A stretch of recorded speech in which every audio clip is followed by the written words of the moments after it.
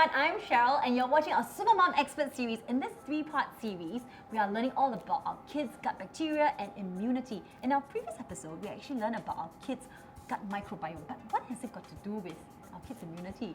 Thankfully, we've got Dr. Ong back here again to answer our questions.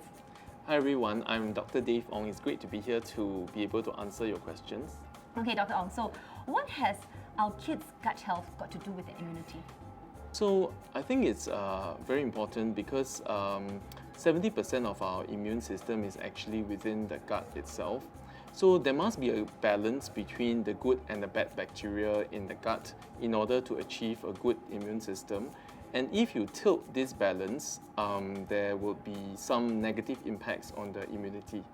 Talking about this imbalance, what can cause this imbalance? Yeah, so there are many factors that can lead to an imbalance between the good and bad bacteria. So firstly, if the child is sick and there's poor appetite as well as poor rest. Secondly, if there is a poor diet that is very high in processed food, fat, oil or excessive salt and sugar with a lack of dietary fiber.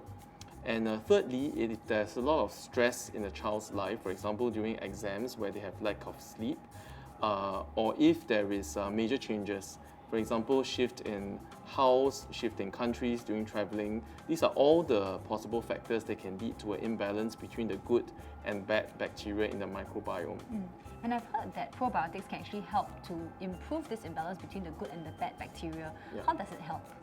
So essentially probiotics are good bacteria whereby if it can be given in the right amount to the person, it can confer a lot of health benefits to the child. So what they can do is that firstly they can fight off the bad bacteria that cause this imbalance, improve the child's gut health as well as immunity. And this is especially important because 70% of our immunity is actually found in the gut itself. And there's so many probiotics in the market. How do I know which one to choose? So based on the latest research, number one, the strain of the bacteria is very important. Bifidobacterium has the highest evidence among all the probiotics. And secondly, the dosage of the probiotics. So as a maintenance dose for maintenance of good gut health and immunity, that would be 1 to 2 billion CFU. CFU is one of the measurements of probiotic dosage known as colony forming units. And if the child is sick, the dose can be increased to 10 billion CFUs for 2 weeks before coming down to the baseline dose as mentioned. And thirdly, if the probiotic supplement has prebiotics added, that would help because prebiotics help to promote the growth of probiotics. And one of the example is 2FL, which is a prebiotic that is found naturally in breast milk.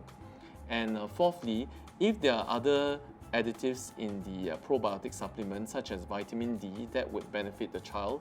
In the case of vitamin D, it is well known that this is good for the child's bone growth, overall growth, as well as boosting the child's immunity.